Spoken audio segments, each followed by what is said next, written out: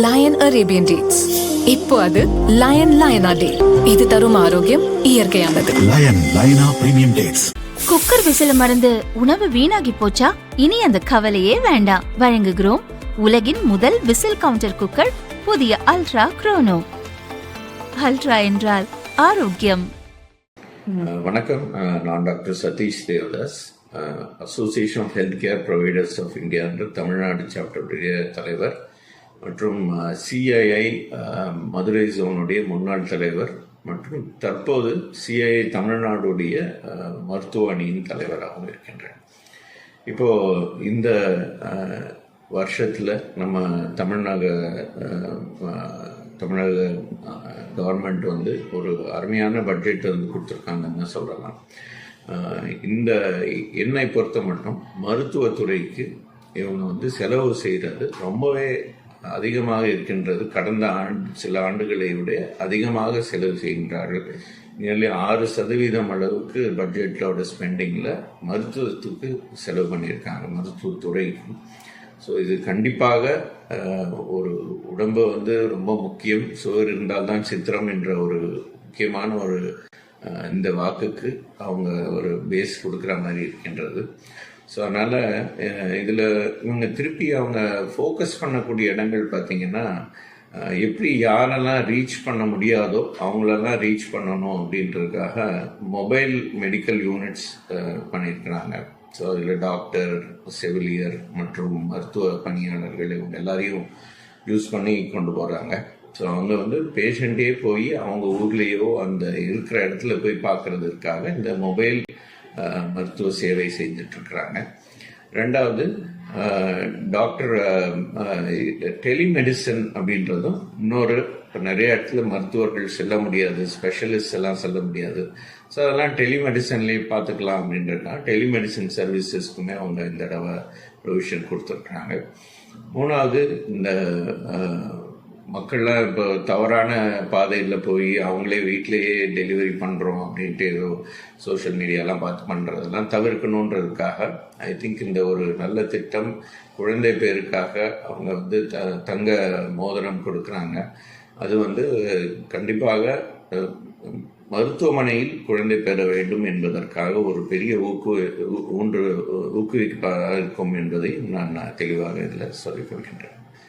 So கண்டிப்பாக இந்த budget வந்து மருத்துவத்துறைக்கு ஒரு நல்ல ஒரு பட்ஜெட்டுன்னு தான் நான் எதிர்பார்க்கின்றேன். மதுரையை பொறுத்த மட்டும் மதுரையில் வந்து ஒரு சட்டக்கல்லூரி அமைப்பதற்காக கூறுகின்றார்கள். ஸோ அதனால் அந்த சட்டக்கல்லூரியுமே வந்து மதுரைக்கு ரொம்ப தேவை. இப்போது மதுரையில் ஹைகோர்ட்டெலாம் இருக்குது. இப்போ சட்டத்தில் வந்து வெறும் கோர்ட்டில் வாதாடுற மட்டும் இல்லாமல் கார்ப்பரேட் லா, சைபர் லா, இந்த கார்ப்பரேட் கவர்னன்ஸ், இந்த மாதிரி எல்லா வகையானதெல்லாம் இருக்குது. ஸோ இதெல்லாம் இதில் கொண்டு வருவாங்கன்னு எதிர்பார்க்குறோம். ஸோ மதுரை மக்களுக்கும் மதுரை சுற்றியுள்ள மக்களுக்கும் இதுவுமே ஒரு நல்ல ஒரு துறையாக இருக்கின்றது என்பதை தெரிவித்துக் கொள்கின்றேன். என்னோட பேர் அசோக், மலேசியாவோட செக்ரட்டரி.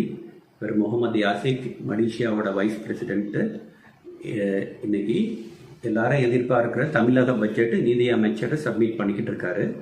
அதில் கிட்டத்தட்ட நாங்கள் டிவிக்கு, அதாவது தேர்தலுக்கு முன்னாடி இப்போ உள்ள அரசாங்கம் வந்து தேர்தல் கருத்து கேட்பு நடத்தினாங்க பிப்ரவரி மாதம். அதில் நாங்களும் கலந்துக்கிட்டு நிறையா கோரிக்கைகள் வைத்தோம். அதில் ரொம்ப முதன்மையான கோரிக்கைங்கிறது, ஒரு இண்டஸ்ட்ரி ஆரம்பித்தா லைசன்ஸ் வாங்குறதுக்கு ஒரு பல மாதங்கள் செலவாகும். நாங்கள் வந்து அதை சிங்கிள் விண்டோ சிஸ்டம்னு இருக்கிறத அதை இம்ப்ளிமெண்ட் பண்ணி பல வருடங்கள் ஆனாலும் அதை வந்து யாரும் அக்செப்ட் பண்ணுறது இல்லை. ஆனால் ஒவ்வொரு இடத்துலையும் தனித்தனியாக, ஒவ்வொரு கவர்மெண்ட் டிபார்ட்மெண்ட்லேயும் தனித்தனியாக போய் அப்ரூவல் வாங்குற மாதிரி கண்டிஷன் தான் ரொம்ப நாளாக இப்போயும் வரைக்கும் இருந்துகிட்டு இருந்துச்சு. இப்போ இந்த பட்ஜெட்டில் வந்து சிங்கிள் விண்டோ போர்ட்டல் 3.0ன்னு புதுசாக ஒரு அறிமுகப்படுத்தியிருக்காங்க. அது வந்து ரொம்ப வரவேற்கத்தக்கது. ஏன்னா ஒரு இண்டஸ்ட்ரி ஆரம்பிக்கிறதுக்கு ஒரு அவங்க தேர்தல் அறிக்கையில் வந்து 15 days எம்எஸ்எம்இக்கு அப்ரூவல் வாங்கிடலாம் அப்படிங்கிற மாதிரி கொடுத்துருந்தாங்க. இந்த சிங்கிள் விண்டோ இம்ப்ளிமெண்ட் ஆச்சுன்னா கண்டிப்பாக ஒரு இண்டஸ்ட்ரி ஆரம்பிக்கிறதுக்கு எவ்வளோ சீக்கிரமாக முடியுமோ அதுக்கு வாய்ப்பு இருக்குது. அதே மாதிரி தென் தமிழகத்தோட வளர்ச்சிக்கு வந்து தூத்துக்குடி அண்ட் திருநெல்வேலிக்கு விண்வெளி ஆராய்ச்சிக்கு உண்டான ஒரு டெவலப்மெண்ட்டுக்காண்டி ஒரு பெரிய இன்வெஸ்ட்மெண்ட் சொல்லியிருக்காங்க. அது வந்துச்சுன்னா தென் தமிழகத்தோட ஒரு இண்டஸ்ட்ரீஸ் டெவலப் ஆகிறதுக்கு நிறைய வாய்ப்பு இருக்கு. அடுத்து ஒரு தொழில் முதலீடுகளை ஊக்குவிக்கிறக்காண்டி கிட்டத்தட்ட 4414 கோடி அறிவிப்பும் கொடுத்துருக்காங்க. அடுத்து எம்எஸ்எம்இக்கு உண்டான ஒரு டெவலப்மெண்ட்டுன்னு 2142 கோடி நிதியும் ஒதுக்கியிருக்காங்க. அதுவும் எம்எஸ்எம்இ இண்டஸ்ட்ரீஸ்க்கு உறுதுணையாக இருக்கும். அடுத்து பின்தங்கிய மாவட்டங்களில் வந்து சிப்காட் தொழிற்பேட்டை அடுத்து வருங்கிற மாதிரி அனௌன்ஸ் பண்ணியிருக்காங்க.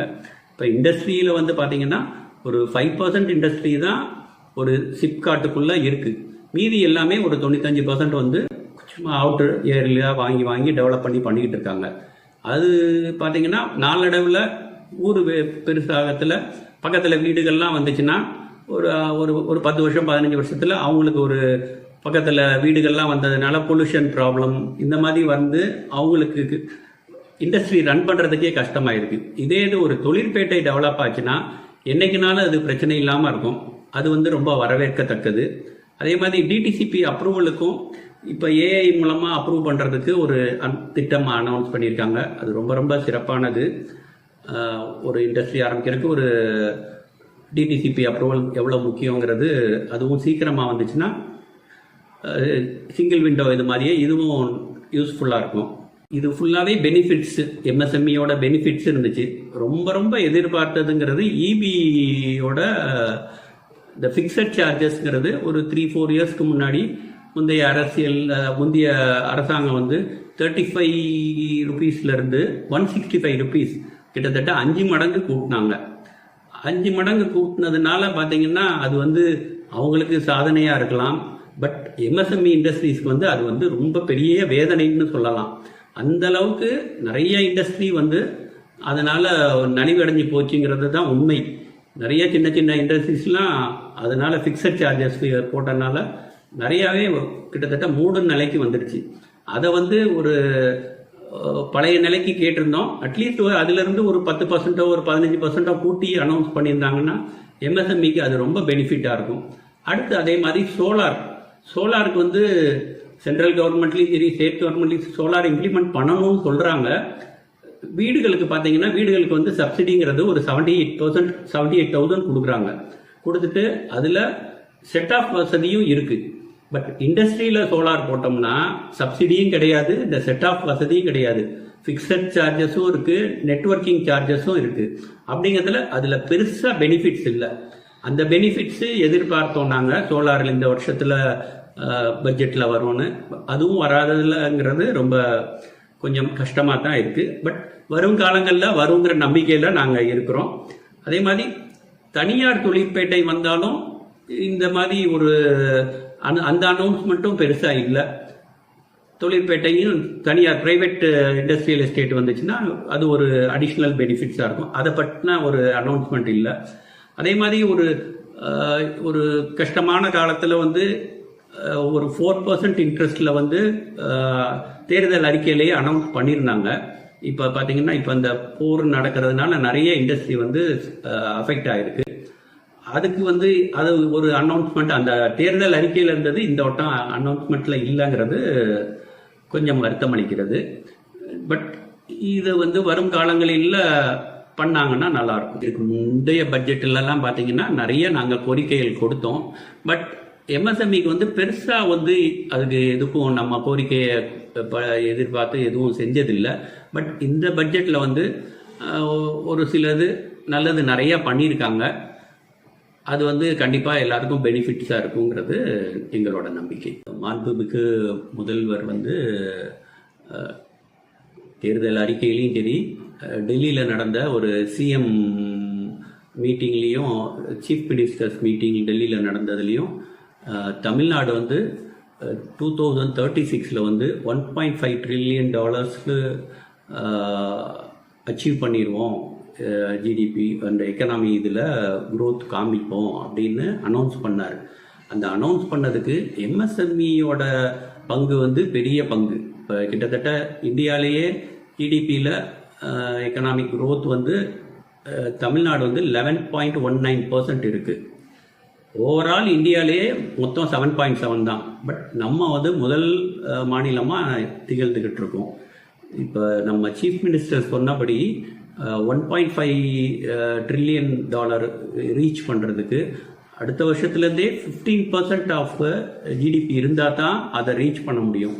அந்த ரீச் பண்ணுறதுக்கு கண்டிப்பான முறையில் எம்எஸ்எம்இயோட சப்போர்ட் இருக்கணும், இருந்தால் தான் முடியும். அதுக்கு எம்எஸ்எம்இ சப்போர்ட்டுக்கு இப்போ நாங்கள் விட்டு போனதாக சொன்ன இதையும் பண்ணி கொடுத்தாங்கன்னா நல்லா இருக்குங்கிறது எங்களோட எல்லாரோட எண்ணம். தேங்க்யூ.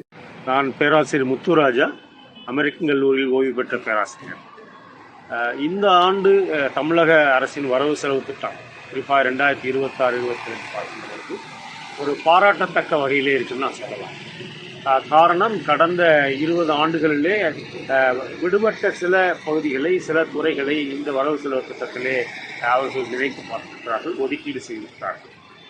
இந்த ஆண்டு வரவு செலவு திட்டம் ஒரு தொடர்ச்சியாகத்தான் பார்க்க முடிகிறது. கடந்த 10-15 ஆண்டுகளோட ஒரு தொடர்ச்சியாக பார்க்க முடிகிறது.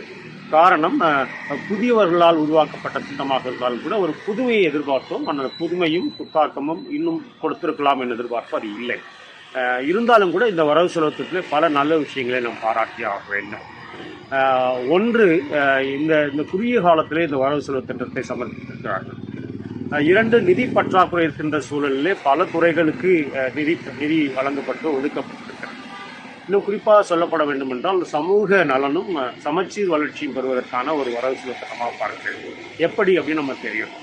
ஒன்று வந்து நம்ம இப்போ எஸ்சி/எஸ்டி பீப்புளுடைய டெவலப்மெண்ட் பற்றியும், மைனாரிட்டி இன்ஸ்டிடியூஷன்ஸ், கிறிஸ்டியன்ஸ், முஸ்லீம்ஸ் அந்த மக்களுக்கான விஷயங்களும், பெண்கள் மேம்பாட்டுக்கான பல நிதி ஒதுக்கீடுகளும், இன்னும் சொல்லப்போனால் சுய உதவிக்குழுக்கள், பெண்கள் தலைமையேற்றக்கூடிய சுய உதவிக்குழுக்களுக்கான அதிகமாக முக்கியத்துவம் தரப்பட்டிருக்கிறது.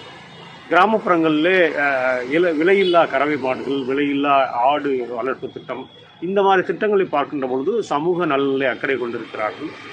சமச்சீர் வளர்ச்சி நோக்கி இருக்கிறது. இந்த சமச்சீர் வளர்ச்சினா என்னென்னா, இப்போ தமிழ்நாடுனா சென்னையை மட்டும்தான் நம்ம முக்கியத்துவம் இருக்கிறோம், இல்லை நகரங்களில் மட்டும்தான் முக்கியத்துவம் பார்க்குறோம். ஆனால் இந்த வரவு செலவு திட்டத்தில் அந்த போக்கு சற்று மாறுபட்டு, சற்று குறைக்கப்பட்டது. காரணம், தூத்துக்குடியிலையும் திருநெல்வேலியிலையும் சிறப்பு திட்டங்கள் அறிவிக்கப்பட்டு அதிகமான முதலீடு ஈர்க்கக்கூடிய ஒன்றாக இருக்கிறது. மதுரையிலே ஒரு புது சட்டக்கல்லூரி உருவாக்குவதற்கு திட்டமிட்டிருக்கிறார்கள்.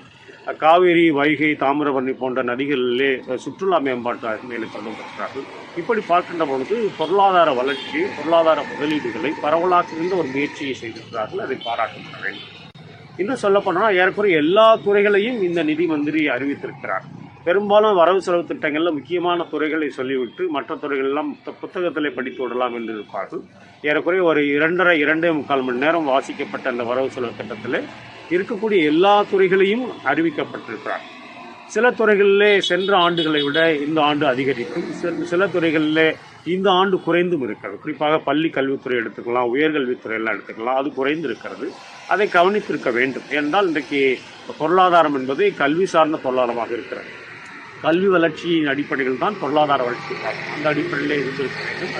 அது இன்னும் கவனித்திருக்க வேண்டும். ஒருவேளை இந்த வரவு செலவு திட்டம் சரி செய்யப்படுகின்ற பொழுது அதில் அதிகமான நிதி ஒதுக்கீடு செய்யலாம். இன்னும் சிறப்பான திட்டங்கள் என்று பார்க்கின்ற பொழுது இளைஞர்களுக்கான திட்டம் பார்க்கணும்.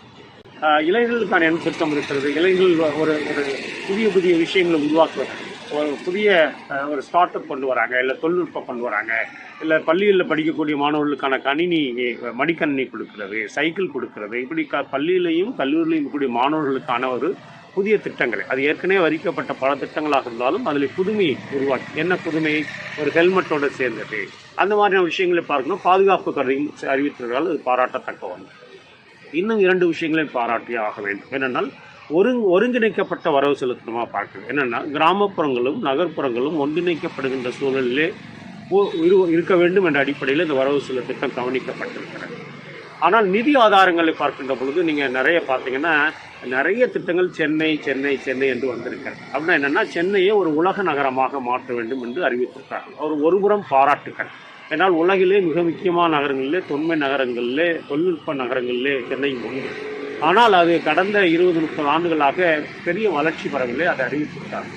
அதே சமயத்தில் சென்னை மட்டும் கவனிக்காமல் மதுரை, கோயம்புத்தூர், மற்ற அதுக்கு அடுத்த லெவலில் இருக்கக்கூடிய நகரங்களையும் கவனித்திருக்க வேண்டும். அப்பொழுதுதான் தமிழகம் என்பது ஒரு முழுமையான வளர்ச்சி பெற வேண்டும்.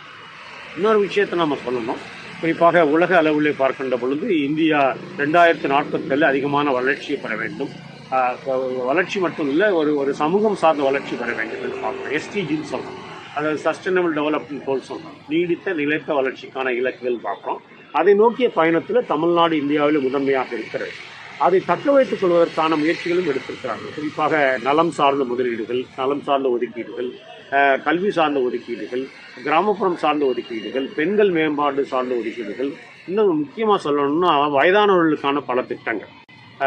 ஏஜிங் வந்து ஒரு சீரியஸ் ப்ராப்ளம் இன்றைக்கி உலகத்தில். குறிப்பாக அது இந்தியாவில் இன்னும் அடுத்த 5 ஆண்டுகள் கழித்து பார்க்கின்ற பொழுது உலகத்தில் அதிகமான வயதானவர்களுக்கு கூடிய நாடாக மாறக்கூடிய சூழல் என்று அறிவிக்கிறார்கள். அப்படி என்றால் தமிழ்நாட்டிலே அதிகமான ஏஜிங் ப்ராப்ளம், அவங்களுடைய ஹெல்த் ப்ராப்ளம், அவங்களுடைய செக்யூரிட்டி ப்ராப்ளம்லாம் கவனத்தில் கொண்டு பல திட்டங்கள் அறிவித்திருக்கிறாங்க. இந்த சூழலிலே பார்க்கின்ற பொழுது ஒரு மிக முக்கியமான நல்ல திட்டமாக பார்க்கிறேன். பட் அதே சமயத்தில் இதில் நிதி பற்றாக்குறை என்பது மிக முக்கியமான பிரச்சனையாக இருக்குது. அப்படின்னா என்னென்னா, கடந்த 10 ஆண்டுகளாக பார்க்கின்ற பொழுது நிதி பற்றாக்குறை பேசப்பட்டு வந்திருக்கிறது. அது ஒரு நம்மளுடைய திட்டத்தின் அடிப்படையில் பார்க்கின்ற பொழுது கட்டுப்பாடோடு இருந்தாலும் கூட, அல்ல கட்டுக்குள் இருக்குது என்று நினைத்தாலும் கூட, மற்ற மாநிலங்களை ஒப்பிடுகின்ற பொழுது நிதி பற்றாக்குறை அதிகமாக இருக்கிறது. இது எப்படி சரி செய்வது? அதை நிதியமைச்சர் பேசுகின்ற பொழுது 2 கருத்துக்களை வலியுறுத்துகிறார். ஒன்று, ஏற்கனவே இருக்கக்கூடிய வரி சார்ந்த விஷயங்கள், அதில் இருக்கக்கூடிய கசிவுகளை நாங்கள் சரி செய்வோம், லீக்கேஜஸ் இன் டாக்ஸஸ் நாங்கள் சரி பண்ணுவோம்னு சொல்கிறோம், கரப்ஷன் ஃப்ரீ கவர்மெண்ட் கொண்டு வரோன்னு சொல்கிறோம், டிஜிட்டலைசேஷன் கொண்டு வரோன்னு சொல்கிறாங்க. ஸோ இதெல்லாம் இது மூலமாக எங்களுக்கு வரி வருமானம் கூடும், செலவுகளும் குறைப்பதற்கு வாய்ப்பு இருக்குது என்று சொல்லிட்டாருன்னு ஒரு சாத்தியக்கூடான ஒன்று. ஏன்னா எங்கெல்லாம் தொழில்நுட்பம் அதிகமாக இருக்கிறதோ அங்கே வந்து செலவு குறைவான வாய்ப்பு இருக்கிறது, வரி அதிகமாக இருக்கிறது. இன்னொன்று, இந்த அரசு மத்திய அரசோடு ஒரு மோதல் போக்கு இல்லாமல் ஒரு சுமூகமான போக்கை கொண்டிருக்க விரும்புவதால் அதிகமான வருவாய் கிடைக்க வாய்ப்பு இருக்கிறது. இதற்கு முந்தைய அரசாங்கங்கள் கிடைத்த மத்திய அரசு வருவாயை விட இந்த அரசுக்கு அதிகமான வருவாய் கிடைக்க வாய்ப்பு இருக்கும். அது ஜிஎஸ்டி ஷேராக இருக்கலாம், இல்லை மற்ற முதலீடாக இருக்கலாம், மற்ற வருமான மூலங்களாக இருக்கலாம். ஸோ அது மூலமாக இருக்கலாம். இவ்வாறாக இருந்தாலும் கூட இன்னும் பற்றாக்குறை இருக்கும். ஏனென்றால் மிக முக்கியமான திட்டமாக பார்க்கின்ற பொழுது தாய்மாமன் சீர் என்று தங்கத்திட்டம் அறிவித்திருக்கிறார்கள். இது வந்து இன்னைக்கு தங்கத்தினுடைய விலை கூடிக்கொண்டே போகிறது. உலகத்தினுடைய கையிருப்பு, தங்கத்தின் கையிருப்பு குறைந்து வருகின்ற சூழலிலே தங்கம் என்பது மிக முக்கியமாக பார்க்கிறது இந்தியாவில். நம்ம ஊரில் தங்கம் என்பது நீங்கள் இறந்தாலும் தங்கம், பிறந்தாலும் தங்கம்னு சொல்கிறாங்க, ஒரு கலாச்சார பொருள். இந்த சூழலில் இந்த திட்டம் என்பது ஒருபுறம் வரவேற்றாலும் கூட இன்னொரு புறம் ஒரு பொருளாதார சுமையை தரக்கூடிய ஒரு திட்டம். இதற்கான அதிகமான நிதி ஒதுக்கீடு, செக்யூர்டு ஃபண்டுன்னு சொல்கிறோம். இந்த திட்டத்தை ஒரு 5 ஆண்டுகளுக்கோ 10 ஆண்டுகளுக்கோ நடைமுறைப்படுத்த வேண்டும் என்றால் இதற்கான நிதியை நாம் கட்டாயம் ஒதுக்காக வேண்டும். அதற்கான அறிவிப்புகள் இல்லாமல் இருப்பது ஒரு சிரமமாக இருக்கிறது. இன்னொரு விஷயம் பார்க்குறோம், வந்து ரொம்ப முக்கியமாக இந்த ட்ராப் அவுட்னு சொல்கிறோம். அது ஒன்று பள்ளியில் கவனிச்சுறாங்க, கல்லூரி மாணவர்களை கவனிச்சுறாங்க. ஆனால் படித்து வேலை இல்லாமல் இருக்கக்கூடிய லட்சக்கணக்கான இளைஞர்களுக்கான ஒரு தீர்வு சொல்லப்படாமல் இருக்கிறது. அது சொல்லப்பட்டிருந்தால் இன்னும் நன்றாக இருக்கும். உங்களுக்கு தெரியும், கடந்த 5 ஆண்டுகளாக இந்தியாவிலேயே அதிகமாக இருக்கக்கூடிய படித்த வேலையில்லாத இளைஞர்கள் உள்ள மாநிலங்களிலே தமிழ்நாடு முக்கியமாக இருக்கிறது. அது ஆண்களும் சரி, பெண்களும் சரி. அப்படிப்பட்ட அந்த வளங்களை எப்படி நாம் ஒரு மிக முக்கியமான பொருளாதார வளமாக மாற்றுவது என்பதற்கான அறிவிப்புகள் இல்லாமல் இருந்தது வருத்தமாக இருக்கிறது. Okay sir. செலவு திட்டத்தில் அரசியல் பொருளாதாரம் சாராத மிக முக்கியமான விஷயம் வந்து எக்கனாமிக் கவர்னன்ஸ் சொல்கிறோம். அது பொருளாதார நிர்வாகம் என்று சொல்லலாம். அப்படின்னா என்னென்னா, நம்ம அடுத்த 10 ஆண்டுகள் 20 ஆண்டுகளுக்கு தேவையான திட்டங்களை அறிவித்திருக்கிறோம் என்று சொல்லுகின்ற பொழுது அதற்கான நிதி ஆதாரங்களை எப்படி திரட்ட முடியும் என்பதை நமக்கு அரசாங்கம் கவனத்தில் கொள்ள வேண்டும்.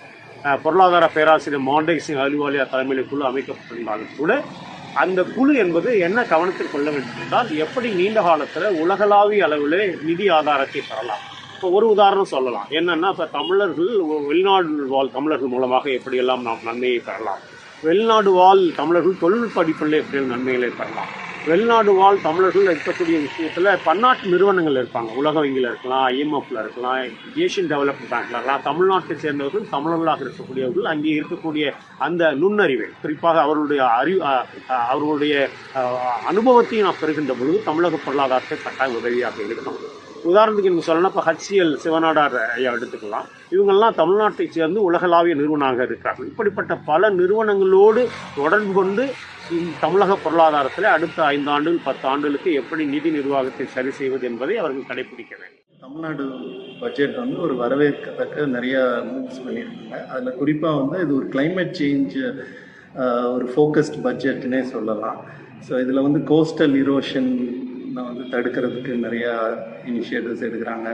அப்புறம் நம்ம ரிவர்ஸ் எல்லாம் ப்ரொடெக்ட் பண்ணுறதுக்கும் அது சீரமைக்கிறதுக்கும் நிறையா இனிஷியேட்டிவ்ஸ் பண்ணியிருக்காங்க. அப்புறம் சோலார் ப்ராஜெக்ட்ஸை வந்து என்கரேஜ் பண்ணுறாங்க. அதுக்கான தனித்தனி அலோகேஷன்ஸ் இருக்குது. டீட்டெயில்ஸ் எல்லாம் பட்ஜெட்டில் வந்துட்டுருக்கு. இது தவிர முக்கியமாக வந்து ஒரு 15% க்ரீன் கவர் இருக்கணும், மரங்கள் இருக்கணும் நம்ம நிலப்பரப்பில் அப்படின்றத கொண்டு வர்றாங்க. அதுக்கு வந்து ஒரு நல்ல ஒரு முன்னெடுப்பாக 15% அந்த க்ரீன் கவர்ன்றது ஒரு நல்ல ஒரு சதவீதம். அதுக்கு வந்து அந்தந்த ரீஜனில் ஜிஐ டேக்டு மரங்களை வந்து பிளான் பண்ணணும் அப்படின்றது ஒரு நல்ல ஒரு முயற்சி. இது தவிர பிளாஸ்டிக் ரீசைக்கிள் பண்ணுறதுல வந்து நம்ம ரொம்ப பின்தங்கி தான் இருக்கோன்றது உண்மை தான். ஸோ அதை வந்து வெண்டிங் மிஷின்ஸை இன்ஸ்டால் பண்ணி முடிஞ்ச அளவுக்கு பிளாஸ்டிக் ரீயூஸ் பண்ணுற ஒரு ப்ராஜெக்டையும் கொண்டு வந்திருக்காங்க. தமிழ்நாடு கவர்மெண்ட்டுக்கு இது வரவேற்கத்தக்க ஒரு ஒரு முயற்சி. இதை தவிர நாங்கள் வந்து 2 விஷயங்களை வந்து சரியாக அதை பற்றின ஒரு கிளாரிட்டி இன்னும் கொடுக்கல. மேபி நம்ம சொல்கிற சஜஷன்ஸை வச்சு அவங்க ஆட் பண்ணுறதுக்கு வாய்ப்பு இருக்குன்றதுனால நாங்கள் ஒரு 2 ஒரு முக்கியமான கருத்துக்களை மட்டும் இங்கே முன்வைக்கணும்னு நினைக்கிறோம். அதில் ஒன்று வந்து நம்ம மலைகள், குன்றுகள், அது வந்து தமிழ் கலாச்சாரத்தோட ஒரு பின்னப்பட்ட ஒரு மலைகளை தான் நம்ம வந்து கடவுளாகவும் வணங்குறோம். ஸோ அந்த மாதிரி மலைகளையும் குன்றுகளையும் வந்து எல்லா மாவட்டங்கள்லையும் அதை வந்து மைனிங் நடந்துகிட்டு இருக்கு. அதை உடைச்சி எடுத்துக்கிட்டு இருக்காங்க. அதை வந்து இமீடியட்டாக ஸ்டாப் பண்ணணும். நம்ம பக்கத்து மாநிலம் கேரளாவை நம்ம ஒரு உதாரணமாக வச்சு அவங்க எப்படி அதை இனிஷியேட் பண்ணாங்களோ அந்த மாதிரி கண்டிப்பாக செய்யணும். அதில் வந்து நம்ம மலை குன்றுகளில் உடைச்சி இந்த உடகல், இந்த ஃபென்சிங்க்கு போடுற குத்துக்கல், இதெல்லாம் வந்து அதுக்காகலாம் உடைக்கிறது வந்து மிகப்பெரிய தவறு. அதுக்கு எத்தனையோ ஆல்டர்னேட்டிவ்ஸ்லாம் வந்துருச்சு. அதனால் அதை இமீடியட்டாக ஸ்டாப் பண்ணணும். அது மாதிரி இந்த கிரானைட்டு வந்து எக்ஸ்போர்ட் பண்ணுறது, இந்த நம்ம மண் வளத்தை வந்து இது பண்ணுற பாதிக்கிற மாதிரி பண்ணுற விஷயங்களெல்லாம் இமீடியட்டாக ஸ்டாப் பண்ணணும்னு நினைக்கிறோம். ஸோ இது வந்து என்ன ஒரு இது நடக்கணும், ஒரு மலை குன்றை வந்து உடைச்சோம்னா அதை சுற்றி உள்ள பகுதி பூரா பாலைவனம் ஆயிருன்றது ஒரு இயற்கையோட விதி. ஸோ அதை வந்து நம்ம ரொம்ப கவனம் எடுத்து அதை வந்து கண்டிப்பாக அதை தடுக்கணும். அதுக்கான முதலமைச்சர் அதுக்கான முயற்சிகளை கண்டிப்பாக செய்யணும்னு ஒரு ஆர்வமாக கேட்டுக்கிறோம்.